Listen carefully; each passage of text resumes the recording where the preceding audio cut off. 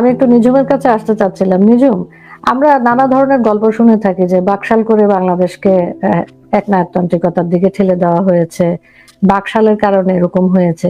তখনকার যে রাজনৈতিক পরিস্থিতি বিশ্বজুড়ে, আমরা কিন্তু দেখতে পেয়েছি যে তখন কিন্তু যেসব দেশেই সমাজতন্ত্রের ব্লকে ছিল তাদের প্রত্যেকের ওখানেই কিন্তু দেখা যাচ্ছে যে একটা দল গঠন হয়েছে। এই যে বাকশাল নিয়ে নানা ধরনের গল্প দেওয়া হয়, স্বাধীনতা বিরোধী শক্তিরা দেয় এবং বঙ্গবন্ধুকে এই বাকশাল ধরে তারা অবনমন করে। এ নিয়ে তো আপনার বিভিন্ন লেখা আছে। আপনি এই তরুণ প্রজন্মের কাছে, দর্শকদের কাছে আপনার এই লেখা থেকে একটু যুক্তি তুলে ধরেন, যদি মানুষ যদি কনভিন্স হয় তাহলে কিন্তু আমাদের খুব ভালো হয়। আপনাকে আপনাকে অনেক ধন্যবাদ। এটা খুবই ইন্টারেস্টিং একটা প্রশ্ন। প্রথম ব্যাপার হচ্ছে যে একটা দীর্ঘ সময় ধরে বাকশাল পুরো ব্যাপারটাকে এক ধরনের ট্যাবু বা এক ধরনের অস্বস্তির একটা কনসেপ্ট হিসেবে বাংলাদেশে সবসময় বসিয়ে রাখা হয়েছে। এটার একটা কারণ আছে।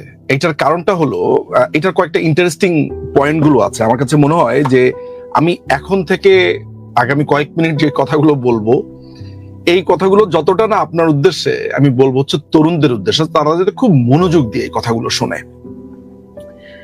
ট্যাবুটা কেন তৈরি হলো? এই ট্যাবুটা তৈরি হওয়ার পেছনে একটা বড় কারণ হচ্ছে বঙ্গবন্ধুকে হত্যা করবার পেছনে বা পরে মানুষ যখন জানতে চাইলো যে বঙ্গবন্ধুকে কেন সপরিবার হত্যা করা হয়েছে, মাথায় রাখবেন যে কোনো অপরাধী অপরাধ করবার পর সে যত ভয়ঙ্কর অপরাধ করুক, অপরাধের কিন্তু একটা যুক্তি হাজির থাকে।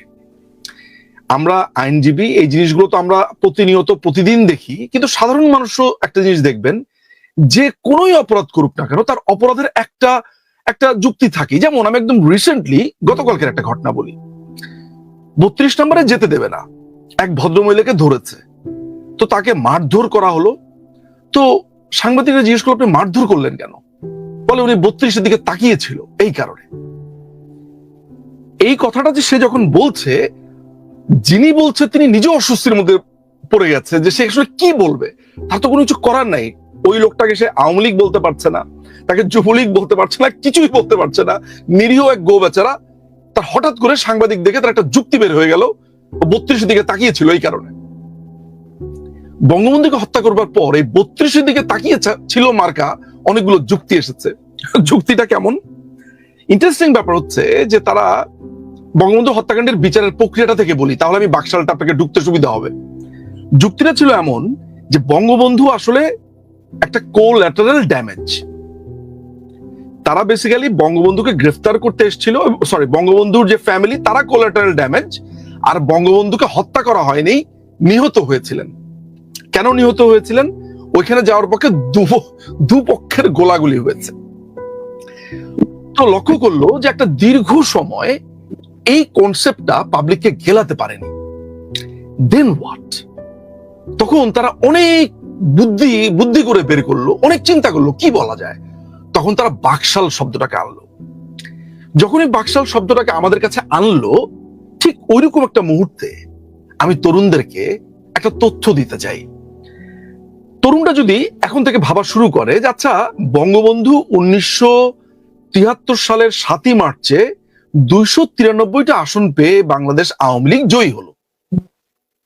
বাকশালের কথা বলা হচ্ছে এমন যে বাকশাল হচ্ছে বঙ্গবন্ধু আজীবন প্রেসিডেন্ট থাকবে, আজীবন বঙ্গবন্ধু ক্ষমতায় থাকবে, এটা হচ্ছে বঙ্গবন্ধুর ইচ্ছা। আমি তাদের সাথে একদম একমত হয়ে একটা পাল্টা প্রশ্ন করতে চাই যে আচ্ছা, 1973 সালে যদি বঙ্গবন্ধু তার দল আওয়ামী লীগকে নিয়ে নিরঙ্কুশ সংখ্যাগরিষ্ঠতা পেয়ে সংসদে গিয়ে থাকে, তাহলে আমরা ম্যান্ডেট পেলাম কয়দিনের জন্য? 5 বছরের জন্য। আমরা ক্ষমতাতে 1978 সাল পর্যন্ত থাকবো। 78 সালের মার্চের আগে আমরা বাকশাল কায়েম করব। তাতেই না বোঝা যেতে পারে যে আমরা আসলে আজীবন ক্ষমতায় যেতে চাই। এই তো হওয়া উচিত, তাই না? আমি যদি আসলে এমন হতাম, মানে ওরা ঠিক যেভাবে বঙ্গবন্ধুকে ডিক্টেটর বানাতে চায়, ওদের চিত্রকল্প অনুযায়ী যদি আমি তা হতাম, আমি আসলে তাই করতাম যে 1977 সালের ডিসেম্বর পর্যন্ত আমি ক্ষমতায় থাকতাম, তারপরে গিয়ে আমি এমন একটা সিস্টেম বের করতাম যে সিস্টেমে আমি অনেকদিন পর্যন্ত ক্ষমতায় থাকতে পারবো। কিন্তু মজার ব্যাপার হচ্ছে 1973 সালে নির্বাচনে জয়ের পরেই বঙ্গবন্ধু, এখন তরুণরা একটা প্রশ্ন করতে পারে যে well that's very good point. তাহলে বাকশালটা কেন? তখনই আমার সেকেন্ড প্রশ্নটা তরুণদের প্রতি করব যে প্রিয় প্রজন্ম, তুমি কি বাকশালের গঠনতন্ত্রটা অনেস্টলি বলতো একটু পড়ে দেখেছিলে? অনেস্টলি আমি জাস্ট একটা অনেস্ট অ্যান্সার চাই। বাকশালের গঠনতন্ত্র, বাকশাল সারা বাংলাদেশে কিভাবে কাজ করবে, কেন কাজ করবে, কি তার উদ্দেশ্য ছিল, সেটা কি কেউ পড়ে দেখেছে এই তরুণরা? উত্তর হচ্ছে, খুবই অনেস্ট উত্তর হচ্ছে না। আপনি আমাকে বলতে পারেন লোচনা আপা যে নিজম এটাই বা তুমি কি করে বললে? আসলে বিশ্বাস করেন, আমার I am like middle age যদি বলে, আই এম 45, তা আমি যদি আমার এই এইজটাকে চিন্তা করি, এই এইজে আমি অসংখ্য মানুষকে আমার জীবনে আমি প্রশ্ন করেছি, এবং সুখের কথা হচ্ছে আমি অসংখ্য মানুষ থেকে অনেস্ট অ্যান্সারও পেয়েছি।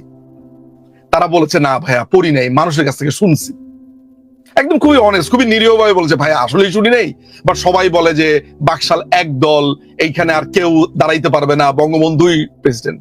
And this is actually what happened with the প্রজন্ম। তাই প্রজন্ম যদি এবার আমার সেকেন্ড অ্যান্সারটাকে একটু ইলাবোরেট করতে চায়, তাহলে তারা এই গঠনতন্ত্রটা পড়বে। এই গঠনতন্ত্র যখন সে পড়বে, তখন গিয়ে সে দেখবে এ কি, এ তো দেখি সমস্ত বুর্জুয়া গুলাকে, যারা টাকা পয়সা কক্ষিগত করেছে, পাকিস্তান আমলে যে 22 ফ্যামিলি এত বড় লোক ছিল, সমস্ত টাকা পয়সা তাদের, এই দেখি সবকিছু নিয়ে এসে রাষ্ট্রের মধ্যে ঢুকিয়েছে, সবকিছুকে রাষ্ট্রায়ত্ত করা হয়েছে। সে প্রথম হোঁচট খাবে প্রজন্ম। দ্বিতীয়বার সে হোঁচট খাবে, এমা এ তো দেখি সব কৃষকদেরকে দিয়ে দিচ্ছে, মেহনতি মানুষদেরকে দিয়ে দিচ্ছে, তাদেরকে নিয়ে সমবায় বানাচ্ছে। আচ্ছা, ও যখন আরেকটা স্টেপ পড়বে, ও তখন দেখবে আচ্ছা এরা না বললো যে বঙ্গবন্ধুকে নাকি আর কোনোদিন সরানো যাবে না, কই আমি তো দেখতে পাচ্ছি যে এখানে 2/3 ভোট দিলেই বঙ্গবন্ধুকে সরানো সম্ভব, বঙ্গবন্ধুকে ভোট দিলেই সম্ভব। এরপরে তারা প্রশ্ন করবে এখানে নাকি গণতন্ত্র নাই, এ কি দেখছি, এখানে তো দেখি অনেক মানুষ ভোটে দাঁড়াতে পারবে, যার যা ইচ্ছা ভোটে দাঁড়াতে পারবে, সবই তো দেখি সিস্টেম আছে এখানে। তাহলে এটাকে আমি একনায়কতন্ত্র কেন বললাম এতদিন ধরে? ওখানে বলা হয়েছে কৃষকদের যে একটা মানুষের যে জমি, সে জমি নিয়ে যাওয়া হবে না, ওই জমির সুষম বন্টন করবে সরকার। আমি খুব গাল ভরা বুলি দিচ্ছি এমন যে সংবিধানে বলা হয়েছে সামাজিক মর্যাদা, মানবিক মর্যাদা এগুলো আছে, না না না না, এগুলো পালন করা হয় না, এটা হচ্ছে মুজিববাদী সংবিধান। এটা বলতে শোনেন না লোচনা পা এখন? তার মানে হচ্ছে যে সামাজিক সুবিচার এইটা বঙ্গবন্ধু করেনি, বঙ্গবন্ধু অন্যদিকে হেঁটেছে। যখন একটা মানুষের জমিকে সুষম বন্টন করবার চেষ্টা করা হচ্ছে, বলা হচ্ছে তোমার জমিটা আমি নেব না, তোমার জমিটা আমি নেব না, এই জমিতে তুমি চাষ করবে, এই জমি তোমার, সবকিছু। এই কৃষক যখন এই জমিটা চাষ করে, বাকশাল শুধু তার ন্যায্য দাম আর ন্যায্য হিস্সাটা চেয়েছে। বাকশাল শুধু বলেছে এখানে একটা সমবায় হবে, এই সমবায়ে সবাই এসে এইখানে সে কন্ট্রিবিউট করবে, এইখান থেকে সমহারে বন্টন হবে। আমি যখন তাকে একটা ঘুষি মারতে হয় বঙ্গবন্ধুকে, যখন তাকে একটা গালি দিতে হয়, যখন তাকে খুঁজে পাচ্ছি না ওই 32-এর দিকে তাকালো কেন মার্কা যুক্তি দিতে হয়, তখন আমি দেখি সম্পদের সুষম বন্টনকে আমি গালি দিয়েছি। আমি গালি দিয়েছি যে যেই লোক 5 বছর ক্ষমতায় থাকতে পারত, সে হঠাৎ করে মনে করলো যে মুক্তিযুদ্ধ তো সবাই করেছে, তাহলে আমি শুধু জনপ্রিয় বলে আমাকেই মানুষ ভোট দিবে, তাহলে মনি সিং, কমরেড ফরহাদ, তারপরে ন্যাপ মোজাফফর বা একজন কৃষক শ্রমিক, ওদের জনপ্রিয়তা আমার মতো নেই বলে ওরা ক্ষমতাতে থাকতে পারবে না। তখন তিনি বুদ্ধি করে বের করলেন যে আমিও ক্ষমতায় যাব, আমি কৃষককেও ক্ষমতায় আনবো। এই কৃষকের ক্ষমতাটা দিয়েছি বলে তখন তারা বলল যে বাকশাল খুবই খারাপ। আমি আপনাকে এই প্রজন্মের বাকশাল সম্পর্কিত ধারণার একটা উদাহরণ দেই, ছোট্ট কিন্তু সিগনিফিকেন্ট। বঙ্গবন্ধুর প্রতিকৃতিতে জুতা মারা উৎসব চলছে, এইটা কয়েক মাস আগে বুক ভেঙে যাচ্ছে। তো দেখলাম ওইখানে তারা একটা শব্দ লিখেছে, বাকশাল। ইংরেজিতে লিখেছে এইভাবে, BAKSHAL, বাকশাল। ও যেভাবে শব্দটা উচ্চারণ করে ওভাবেই লিখেছে। এর মানে হচ্ছে ও বাকশালের মানেটা জানে না। ও যদি বাকশালের মানেটা জানতো, ও এই শব্দটা ব্যবহার করতো না, ও লিখতো বাকশাল। আমার কথা কি বুঝতে পারছেন? উদাহরণটা ছোট লোচনা পা, কিন্তু খুব সিগনিফিকেন্ট। আমি না মানুষের এই ছোট ছোট ছোট ছোট জেস্টার, তার শব্দ, আচরণ, তার থ্রোয়িং, এগুলো লক্ষ্য করি। ও জানতো যে ওইখানে এইচ নামে কোনো আসলে দলই নাই, মানে প্রত্যেকটা শব্দ দিয়েই তো একটা আছে, বাংলাদেশ কৃষক শ্রমিক আওয়ামী লীগ, ওইখানে এইচটাই আসতো না। তো আমি তখন লক্ষ্য করেছি, এই প্রজন্মকে আমি দোষ দিব, ঘৃণা করব? মাঝে মধ্যে না আমার ক্লান্ত লাগে যে কেন, কাকে ঘৃণা করব আমি? দোষটা তো আমার। আপা, আজকে আপনি আমাকে জিজ্ঞেস করেছেন, আমি বলেছি অতীতে কয়েকটা লেখা লিখেছি। আর কি করেছি? আমার নানু বলতেন, নোয়াখালী ভাষাতে বলতেন, আমি তো লক্ষ্মীপুরের সন্তান, কয় বড়র বড় গুণ হুতি ঘাস খায়। আমি তো বড় ছিলাম, আসলে আমি তো এই দেশের বড় সন্তান, বাংলাদেশ আওয়ামী লীগের সদস্য। আমার উচিত ছিল আরো বেশি দায়িত্ব কাঁধে নেওয়া, কারণ আমি জানি যে আমি রোজগার করব, আমি টাকা রোজগার করব, দিন শেষে আমার বউ আমাকে কথা শোনাবে, শাশুড়িও শোনাবে, মাও শোনাবে, বোনও শোনাবে। ওই লাঙ্গল আমাকে নিয়ে আমাকে আগাতে হবে।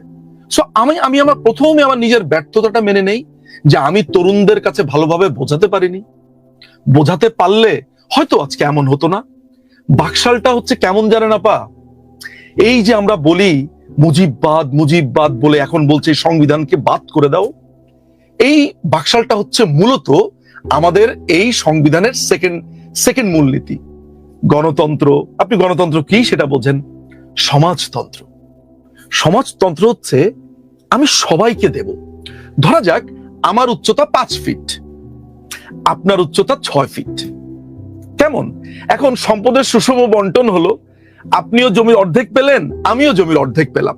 তো আপনি তো 6 ফিট আপা, আপনি দাঁড়ালে তো ওই অর্ধেকের মধ্যে দাঁড়ালে তো আমাকে দেখাই যাবে না, আমি অর্ধেক পেয়েছি। কিন্তু আমার তো কোনো উন্নয়ন হলো না, কারণ আমি তো জন্ম থেকে 5 ফিট। আমার কথা কি বুঝতে পারছেন? সো এখানে প্রয়োজন ইকুয়ালিটি, অর্থাৎ তোমার আছে, আমি মানে এই 5 ফিটের ছেলেটাকে আমি তোমার কাছাকাছি একটু নিয়ে যাই, তোমাকেও যদি একই দেই, মানে এটাকে বলে ইকুয়ালিটি। অনেক সময় ইকুয়ালিটি, জাস্টিস, এগুলোর অনেক ধরনের মিনিং আছে। এই বাকশালটা ছিল এমন যে আমি একা জনপ্রিয়, কিন্তু যুদ্ধ তো বাবা তুমিও করেছো, কিন্তু তোমার দল নাই, তোমার দল নাই দেখে তুমি ক্ষমতায় যেতে পারবে না। তাই তিনি কৃষককে নিয়ে এসেছেন, তিনি রিকশালাকে নিয়ে এসেছেন, মুটে মজুরকে নিয়ে এসেছেন। আমেরিকার সেটা পছন্দ হলো না। আমেরিকা তখন বলল, তোমাকে আমি আলেন্দে করে দেব। আলেন্দে হচ্ছে চিলির প্রেসিডেন্ট, তিনি সমাজতান্ত্রিক নেতা। 1971 সালেই ভুল না করে থাকলে তিনি নির্বাচিত হন। 2 বছর শাসন ক্ষমতা চালানোর সময় নিক্সন তাকে বলে, তোমাকে আমি শেষ করে দেব। পিনোশের সাথে যোগ দেয়, সমাজতান্ত্রিক নেতা। তিনি এসেই কি করলেন জানেন?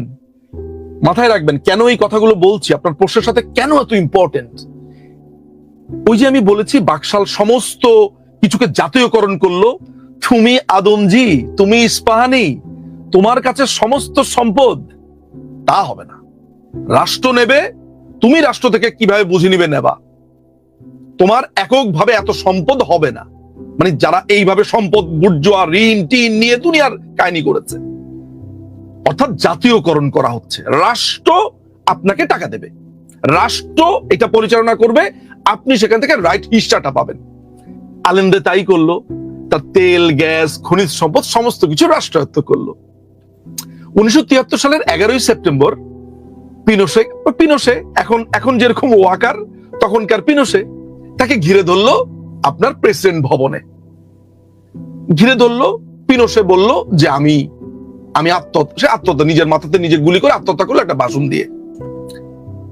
এই খবরটা যখন পেলেন বঙ্গবন্ধু অনেক হত্যা, অনেক ঘটনাতে মুষড়ে পড়েছিলেন, কিন্তু এই ঘটনাটাতে তিনি ভেঙে পড়েছিলেন। এই দুটোর গল্প আপনি পাবেন হচ্ছে, আমি এর আগেও বলেছি অনেক জায়গাতে, সেটা হচ্ছে যে এম.আর. আখতার মুকুলের মুজিবের রক্তলাল গ্রন্থটা কেউ যদি পড়ে, তরুণদেরকে বলছি। আর আব্দুল গাফফার চৌধুরী, কিংবদন্তি কলামিস্ট, উনার একটা বই আছে 15ই অগস্ট ইতিহাসের রক্ত পলাশ। এই দুটো গ্রন্থে একই কথা বলা হচ্ছে, কারণ দুজনই আসলে বঙ্গবন্ধুর ওই দিন সামনে ছিল। বঙ্গবন্ধু এরকম পিস্তলের মতো আঙ্গুলটাকে করে বলেছে, শোন, আমার দিকে একটা বুলেট ধেয়ে আসছে। আচ্ছা আপা, আমি শেষ করি আমার বক্তব্যটা, আমি আপনার কাছে একটা প্রশ্ন রেখে যাব। আচ্ছা আপা, 1973 সালে ক্ষমতায় জেতার পর আমার কেন আমার ক্ষমতা কৃষককে দিয়ে দিতে হবে? আমার ক্ষমতা কেন গৃহহীনকে দিয়ে দিতে হবে? আমার ক্ষমতা কেন মুটে মজুর শোষিতকে দিয়ে দিতে হবে? কেন তার আগের ভাষণে বঙ্গবন্ধুকে বলতে হবে, কার উপরে রাগ দেখাও, কার উপরে রাগ ঝাড়ো, ওরা তোমার খাদ্য দেয়, ওদেরকে স্যার ডাকবা, ওরাই তোমার সব? মনে আছে সেই ভাষণটার কথা? এই হচ্ছে বাকশাল। বাকশাল ছিল বাঙালির মুক্তির সনদ। দেখেন, আজকে ঘুরে ফিরে বাকশাল আসছে, কথায় কথায় বলছে জাতীয় সরকার, কথায় কথায় বলছে জাতীয় সরকার, সবাই মিলে দেশ চালাবো। বাকশালটা কি ছিল আপা? কি করেন? আপনার মায়না দেয় ওই গরিব কৃষক, আপনার মায়না দেয় ওই গরিব শ্রমিক, আপনার সংসার চলে ওই টাকায়, আমি গাড়ি চলি ওই টাকায়, আমরা ওদের টাকায়। ওদের সম্মান করে কথা বলেন, ওদের ইজ্জত করে কথা বলেন, ওরাই মালিক, ওদের সংসারই চলে। এ বেটা, কোত্থেকে আসলি? সরকারি কর্মচারীকে বলবো, মনে রেখো, এই স্বাধীন দেশ ব্রিটিশ কলোনি নয়, পাকিস্তানি কলোনি নয়। যে লোককে দেখবা তার চেহারাটা মতো বাবার মতো, তোমার ভাইয়ের মতো, ওর পরিশ্রমের পয়সা ওরাই হবে সম্মান বেশি পাবে, কারণ ওরা নিজে কামাই করে খায়। আর তোমরা কাজ করিয়া। একটা কথা জিজ্ঞাসা করি আপনাদের কাছে, মনে করবেন না কিছু, আমাদের কাছে জিজ্ঞাসা করি, আপনাদের বলবো কেন, আমি তো আপনাদের একজন। আমাদের লেখাপড়া শিখাইছে কিনা? আমার বাপ মা, আমরা মনে করি বাপ মা। আমাদের লেখাপড়া শিখাইছে কে? আমার আজ ডাক্তারি পাস করায় কে? আজ ইঞ্জিনিয়ারিং পাস করায় কে? আজ সায়েন্স পাস করায় কে? আজ বৈজ্ঞানিক করে কে? আজ অফিসার করে কে? কার টাকায়? বাংলার দুঃখী জনগণের। আপনাদের কাছে আমার জিজ্ঞাসা, শিক্ষিত ভাইরা, আপনার লেখাপড়ার খরচ করে দিয়েছে শুধু আপনার সংসার দেখার জন্য নয়, আপনার ছেলে মেয়ে দেখার জন্য নয়, দিয়েছে তাদের আপনি কাজ করবেন, সেবা করবেন। তাদের আপনি কি দিয়েছেন, কি ফেরত দিচ্ছেন, কতটুকু দিচ্ছেন?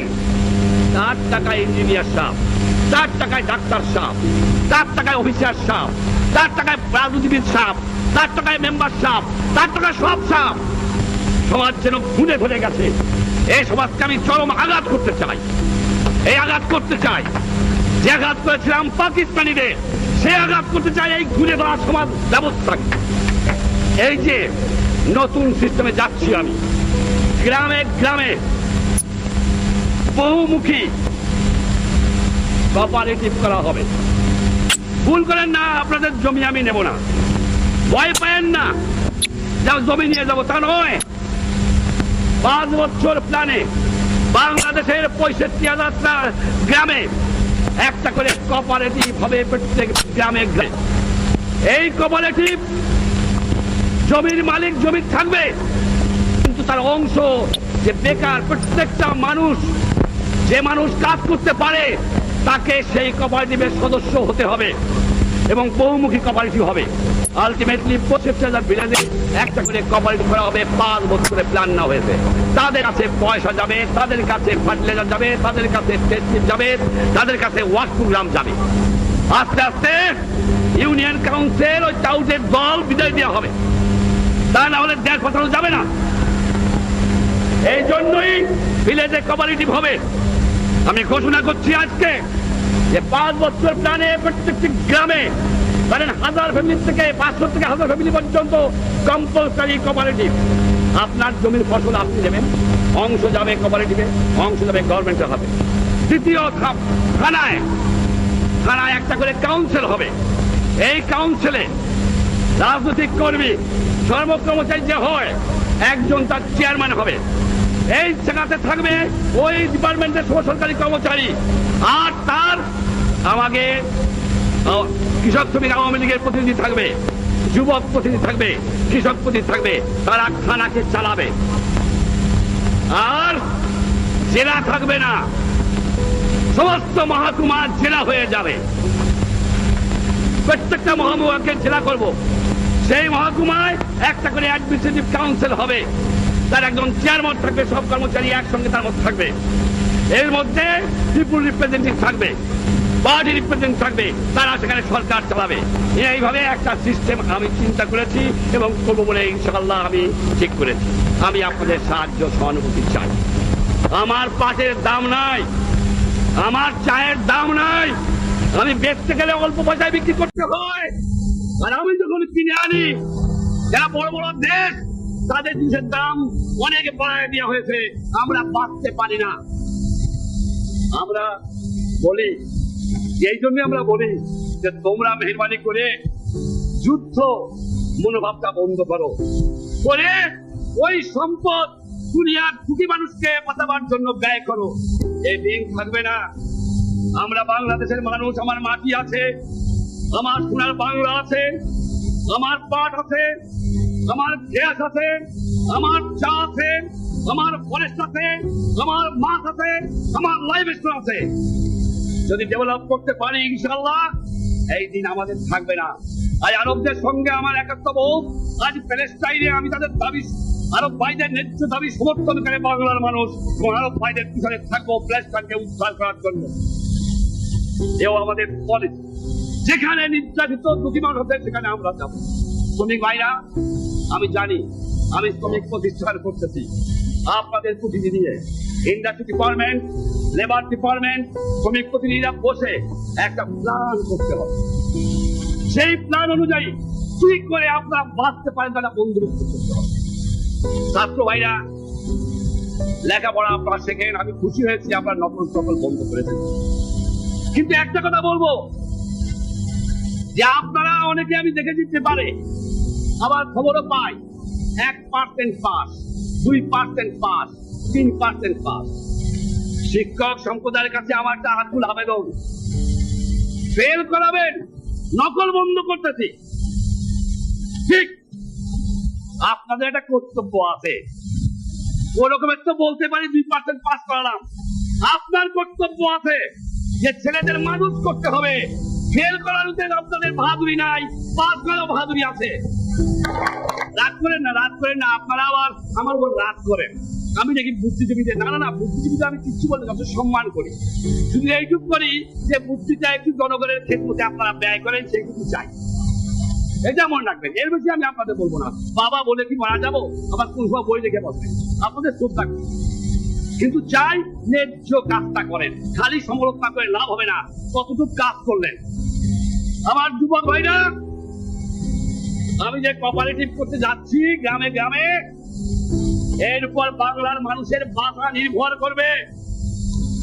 আপনাদের ফুল প্যান্টটাকে একটু হাফ প্যান্ট করতে হবে, একটু পায়জামা ছাড়া একটু লুঙ্গি করতে হবে, আর গ্রামে গ্রামে এই কোঅপারেটিভকে থাকতে জন্য কাজ করতে হবে।